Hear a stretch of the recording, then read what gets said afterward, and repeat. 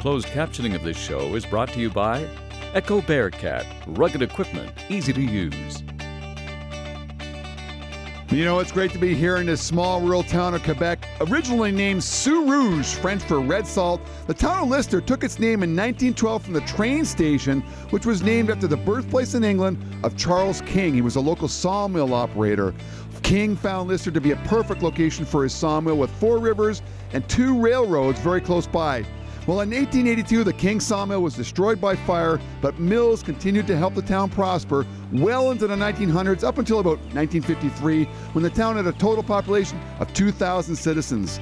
Today, Lyster's population is around 1,600, and the large forested areas of the region have given way to dairy, swine, and cranberry production. Just under an hour from Quebec City, Lyster attracts vacationers and tourists with the beauty of its rivers traveling through the territory and the very popular Parc Linéaire des Bois Francs. We're about to get started with the Jack and Jill Buck. In total, we had 9 teams of competitors. This first, well, it sounds like a French-Canadian pair of competitors. The Gingras is against the MARCELs. Well, actually, we got 4 Americans here. And here, they're going to be doing 1 cut rod of 12 inches around of aspen. This is where I say, come on, competitors and organizers, step up and let's do 2 or 3 cuts. Makes it a little bit more challenging. Have any place at all to do that, Bill, in Quebec, where you know you've got the saw manufacturers, the guys that make the best blades in the world, J.P. Mercier, Donald Lambert, Gaston Dupuis. Of any place in the world we could do this, make 2 or 3 cuts, it's here in Quebec. Well, here we got Brenda and Herb on the left-hand side, the MARCELs on the right.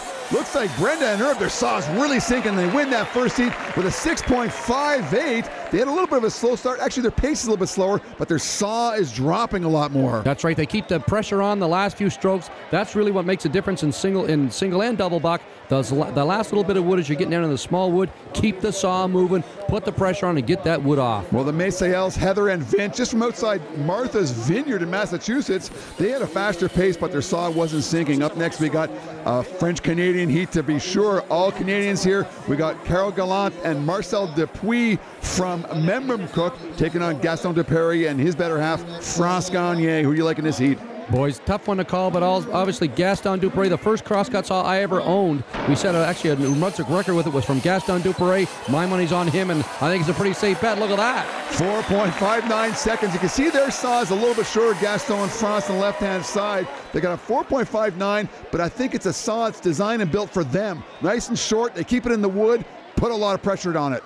Bill, one thing I've been noticing is the teams that are down to their T-shirts are the ones winning in these events, even the single competitors. People that are wearing their coats and keeping bulked up, they're letting the weather set them off their game plan. They're not into the event, and they don't seem to be actually putting up the best times in these events that they can. Well, get warmed up and then strip down for the event is the name of the game, that's for sure. This last heat, we got Nathan and Holly Waterfield, an American couple taking on LEMELIN and Donald Lambert, who are a husband-wife couple, actually. And I got to go with the French-Canadians on this one, that's for sure.